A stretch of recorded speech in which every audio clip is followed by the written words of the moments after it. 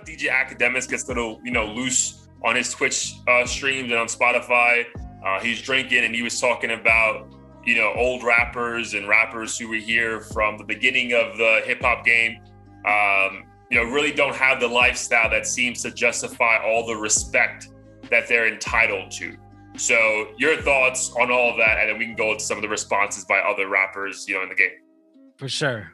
I thought this was an interesting one because for the first time I saw like a lot of celebrities speak out. Usually like it'll be one person that says fuck Akademiks, but like a lot of notable people came out this time around. And I've been fortunate enough to see like Ak grow from, I first discovered him in like 2013. So I think I have a different opinion than a lot of people who may only see like his viral Instagram posts and shit. Because he was just like you and I, like just posting on the internet. Nonstop. Just nonstop. Yeah, nonstop. Didn't even show his face. And then he got Everyday Struggle. I think most people learned about him through that. Mm-hmm. But that's in any case, yeah. And in any case,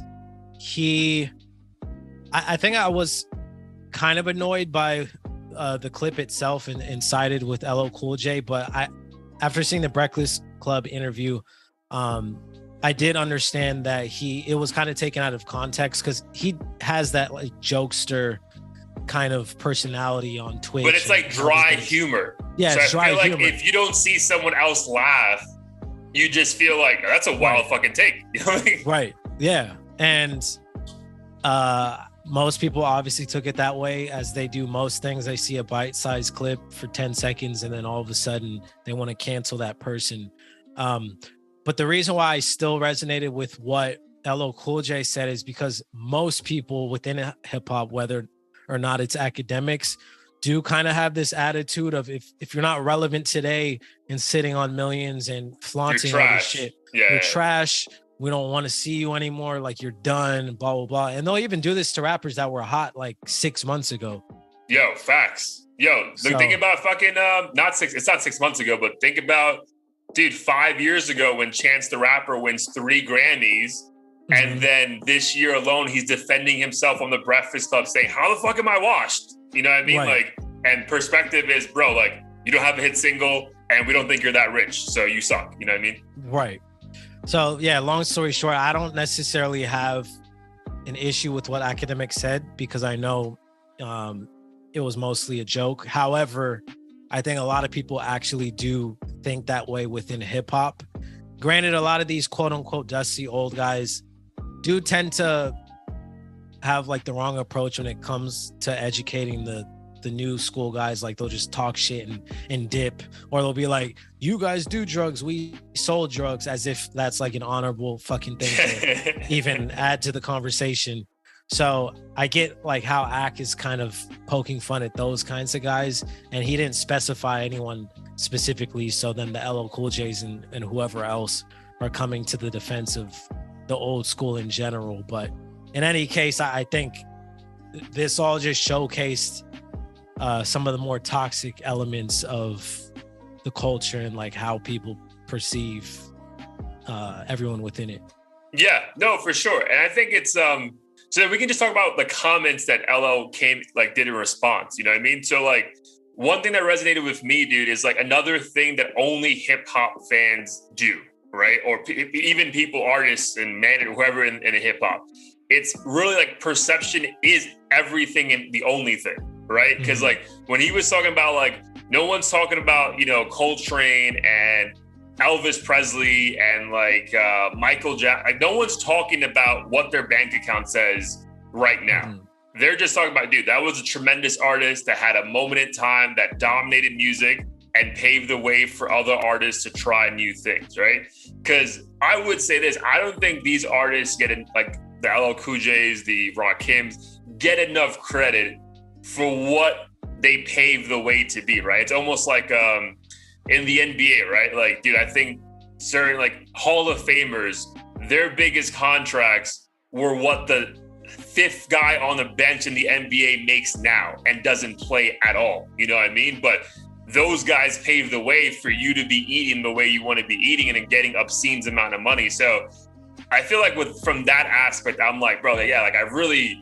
I think Ak was a little bit tongue in cheek with this shit, but it was hard to tell because he's by himself on that stream. But I feel like it's hard to disagree with anything LL Cool J said, and to take an extra level, like it kind of sucks that that's what hip hop is. It's just like, well, you're not relevant now, bro. So get the fuck out the way. Like it really is like, unless you're Jay-Z, Nas, and maybe two other people, like, dude, I don't want to hear about you. I don't want to hear about what you did back in your day. Like I don't care, bro. Like I'm here to make money, hopefully not get killed, and just fucking dip as well. Like, and that's just like sad because I don't think in like in other major pop cultures, dude, any genre in that frame, like that doesn't happen again. And it's just like another thing that's unique to hip hop, but to your point, in a very toxic way.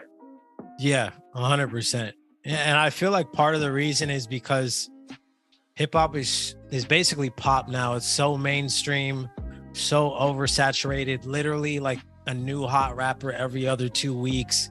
And I think it doesn't allow enough time for people to actually become core fans and, you know, support the artistic in their, you know, most heated moments where they're, you know, quote unquote falling off or not able to produce as many hits. Like for instance, DaBaby, I think more recently, his whatever project he put out is projected to sell like 13K or something. Bro, insane. That is insane. And he was everywhere, like 2 years ago? Bro, year and a half? A year ago, bro. Like it removed that Rolling Loud, I think it was Rolling Loud, right? Whatever award show it was, he went off, a concert, whatever. And he made those wild comments.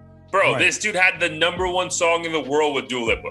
Like, and now he's dropping projects that are like, dude, getting no advertisements on any of these streaming platforms, and no one's even checking for it, bro. Yeah. Like, that's crazy. Yep. And the worst part about it is like when an artist, like let's say him or artists similar to him, you know, don't have as many hits or money, it makes it difficult for you to like buy into the image if that's kind of what they're building their fan base also off of. And I think that's why a lot of artists like won't give up their chain when someone's threatening to kill them and shit, because you're rapping about how tough you are and how much jewelry you got on and how nobody's gonna touch you and this and that. Like they're almost forced to live a certain way. That's a great point, dude. Yeah. Like you're almost forced, like, bro, like worst case scenario that I can say that I put up a fight and that's gonna keep me relevant for a while. Right. And it's sad. And part of the reason why like I've always been hesitant to like even be a part of hip hop in the sense of being my own artist, just because of the whole image aspect. And I know I can like create my own image. Obviously, I'm not trying to do, you know, something like DaBaby or whoever else, but it's just unfortunate that in this genre, a lot of times the music can't speak for itself. It's like all the extra shit outside of it. Like, all right, I like that song, but what are you really living like? And then when you find out the rapper might have a full-time or a side job to like, you know, keep afloat or whatever, then this nigga's broke. Like we don't want to listen to that anymore. And it's just kind of sad. Corny ass motherfucker. Like, yeah. Right. He's trying to take care of his family. What a bitch. Right. I think Roscoe Dash was like caught doing Lyft or something and people were clowning him. I'm like, so you'll clown him for this, but if he went out and sold drugs and shit, like all of a sudden that might be cool until he gets caught. Then he's stupid again. And it's like, what the fuck do you want? Damn. Roscoe Dash is in Uber though? This was like, I think 3 years ago, someone claimed he was, and I think he even admitted it. I'm not trying to shame him in any way, but that's wild though. Cause you wouldn't think, cause he had a good run, like right when we were like graduating undergrad. Yeah, like 2010 or something. Yeah. He had a good, cause he was that song with Kanye, No Hands. Marvin Gaye and Chardonnay. Yep. Bro, you would have think that he was gonna, have a good. Yeah, it's again. But then the day, like the comment we made about Future selling his catalog for 76 million or whatever it is, like, dude, Roscoe Dash made some songs. I'm sure he put some money aside, and maybe he just needs to get like a job to like hold him over in between. There's no shame in that shit, bro. So like, it just sucks that these rappers feel the rap community feels the need to clown anyone who, again, it just doesn't look like they're fucking flossing anymore. And the idea that you're just gonna keep making millions and millions off music, I think we've been fooled by Jay-Z, Nas, and Drake to think that's the norm. The norm is a 50 Cent career. Maybe not even 50, I'll take that back because that's not normal. 50 Cent's not normal. But I don't know, bro, like a Meek Mill. You know what I mean? Like, you around, like, if you're a really good rapper, you're gonna have hits to show that. But then over time, yeah, you're not gonna be able to stay relevant, and you're gonna go hopefully to do on other things that don't relate to music. So, right, yeah, but again, we love this shit so much, but dude, this shit's toxic, bro. Like, yeah, and it's like almost like, you know, like when so today, like, you know, parents don't want to have their kids playing football because the shit's dangerous. Bro, like if we were parents, like there's no way we're letting our kids be hip hop artists. You know what I mean? Or at least like not like the typical part of it, right? Like It's like you hope that we have enough bands that we can just say, bro, if you want to be, I'll make you a studio. We'll have everything in the house. You want to put out music, but you're not going to be doing the normal shit that comes with this. Right. And I think another aspect to it is the fan base is so young and immature. At least based on what I see on Instagram and the comments and everything, like it's a huge popularity contest. It's literally like high school. Like one dude's popular this year, and then another jock comes in and takes over. Then he's the hottest shit out. And then before you know it, they just can't sustain it unless they're super rare, like Kendrick or whatever. But even then, people are calling Kendrick mid and old and shit, which is insane. So, like, you really can't win with these guys. You got to just make your money and pay attention to the core fan base at this point.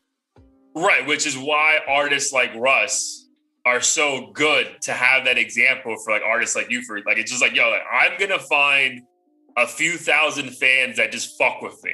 You know what I mean? Or a few hundred fans, right? And then like you hope that they tell their friends because they love the music that much that you know it grows to be a few thousand. And then, you know, a few thousand, you're selling your songs, like you're gonna become a millionaire. You know what I mean? Like, it's just amazing because, to try to keep up with the gimmicks of what it seems like the industry and the people involved with it try to do, you're gonna get yourself either killed or you're gonna lose your mind trying to stay relevant. Right. Yeah. I mean, I know Akademiks is planning to sit down with, I think, LO and TI. I'm sure it'll be a productive conversation. Probably won't lead to anything changing, but I think it'll kind of hopefully open up people's eyes to how toxic that kind of mentality is of if this rapper's not currently charting or flaunting a $100,000 chain, they're not really it. Because anytime they fucking die or lose a chain or whatever, then all of a sudden the blame's on them. But when they're not rocking it, oh, they're broke. They don't have enough money, or they're lame, or whatever the case is. So, a question though, because you have followed ACK for more than the average listener or viewer of this. So, what has been the evolution of it, right? Because if I only saw what I've seen recently over the past 5 years, I would say he's to blame for a lot of the toxicity in hip hop because he perpetuates that a lot too, though. You know what I mean? Like, I remember him on a certain episodes, like just talking about like, bro, you're broke. I got more money than you. And it's like, bro, like this is what we're talking. Like, who cares, bro? Like, like you're good at this and good for you for making money. But why are you shitting on this rapper who's very good at his craft as well? But maybe you happen to have to make more money off. Like what has been the evolution, and why should we not blame Akademiks for making this somewhat worse? Right. I mean, I definitely do think Akademiks should be held accountable in other ways. Since I followed him, I would say he's always been a jokester, but it wasn't until he got this notoriety that he's been more, I guess, bold and aggressive. Super bold, bro. Because I remember, we're back with Freddie Gibbs. He's like, bro, I got more money than you. My mother's house is worth more than your house. And I'm like, bro, what are we talking about right now, bro? Yeah. I think I would say his attitude towards calling people broke is relative in a way. For instance, I think he made fun of Rory for allegedly having like a Kia pulling up to his house. Is Rory the white one or the black guy? Yeah, the white one. Okay. So allegedly he pulled up on Ak's house in a and Kia. He emphasizes in a fucking Kia, bro. This broke ass in a Kia at my house. You're like, bro, okay, bro. But then again, his mom might drive a fucking Kia. So I don't know if he's necessarily clowning like the 9-to-5 regular people who have it. I think it's more so like you have the notoriety in a way that I have, but you're not getting paid as much as me for it, kind of thing. Yeah. Does that make sense? So he's like sunning the people that are trying to sun him and taking it, I guess, too far. I mean, it is pretty funny. So it's almost like a comedian clowning someone in a way, even though he I don't think he refers to himself as a comedian. I do think though, Ak sometimes has a chip on his shoulder because a lot of these people come after him, kind of like 6ix9ine. Like, even though 6ix9ine is very much responsible for some of the shit he says, a lot of people who like aren't even involved will like fucking poke him, and then 6ix9ine will take it from the poke is level 5, 6ix9ine will take it to 10. Yeah. And that's kind of like what Ak will do. Like a media personality will be like, oh, Ak's toxic for the culture, and then Ak's like, I haven't even been talking about you. He'll dig up like some divorce that happened 5 years ago and then bring that up. And I don't agree with that approach. And I don't even necessarily. But like, he only really like antagonizes if you come at him, kind of a thing. Yeah, pretty much. And he'll just go so far to the point like you don't even want to continue arguing with him. But yeah, he does talk about like money a lot to kind of justify him being the top, media mogul or whatever in hip hop currently, or the longest time. And it's been like, and it feels like it's been like he's been the top guy for like 3 or 4 years now. Yeah. So I think it's just because a lot of people tend to talk shit, and maybe he hears a bunch of stuff that we're not even familiar with behind the scenes. Oh, way more, dude. Yeah. He's super connected. Because everything that I've seen on his Spotify thing, I mean, dude, he has great guests. You know what I mean? So like, those dudes aren't just pulling up on anyone's show. So clearly, dude, he's super successful, bro. Yeah. So like, I have nothing bad to say about him besides that it does feel like all the things we hate about hip hop at times, it feels at least somewhat a part of it. Like, he's not helping stop it. It's at least what Yeah. And sometimes he will like get serious and talk about the hypocrisy as far as, like rappers are coons and like, behaving this ghetto way. And if it was me, I would snitch, and like, these rappers, have it backwards, blah, blah, blah. But then other times he'll be like, we don't want you to, rap about this. We want that murder shit and like, blah, blah. And clearly he's joking, but it's like when your voice is at that powerful, at a certain level, like even the jokes can have this effect, and he's clearly dealing with that currently.